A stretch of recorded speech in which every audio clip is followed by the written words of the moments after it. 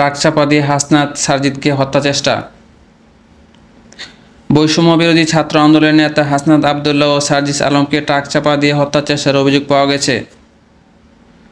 বুধবার 27 November advocate Saiful Islam আলিফের কবর জিয়ারত শেষে ফেরার পথে আনুমানিক সন্ধ্যা 7:30টার দিকে ঢাকা চট্টগ্রাম মহাসড়কের চুন্তি ইউনিয়নের হাজি রাস্তার মোড়ে এ ঘটনা ঘটে। বৈষম্য বিরোধী ছাত্র আন্দোলনের কেন্দ্রীয় সমন্বয়ক মোহাম্মদ তারিকুল ইসলাম সাংবাদিকদের এই তথ্য নিশ্চিত করে বলেন, শহীদ অ্যাডভোকেট সাইফুল ইসলাম আলিফ ভাইয়ের কবর জিয়ারত করে ঢাকা ফিরছিলেন বৈষম্য বিরোধী ছাত্র আন্দোলনের আহ্বায়ক হাসনাত আবদুল্লাহ ও সার্জিস আলম। প্রতিমধ্যে সন্ধ্যা 7:30টার দিকে চট্টগ্রাম কক্সবাজার মহাসড়কের চুন্তি ইউনিয়নে হাজি রাস্তার মোড়ে তাদের ট্রাক চাপা দেওয়ার হত্যার চেষ্টা করা হয়।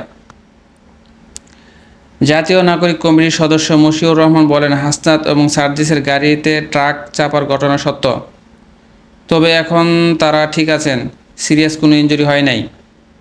লোহাগড়ার থানার দায়িত্বরত সহকারী পরিদর্শক এএসআই আব্দুল আলিম দুর্ঘটনার তথ্য নিশ্চিত করেছেন। তিনি বলেন, ঘটনার সঙ্গে জড়িত ট্রাক জব্দ করা হয়েছে, বিষয়টি নিয়ে একটি আইনগত প্রক্রিয়া চলছে।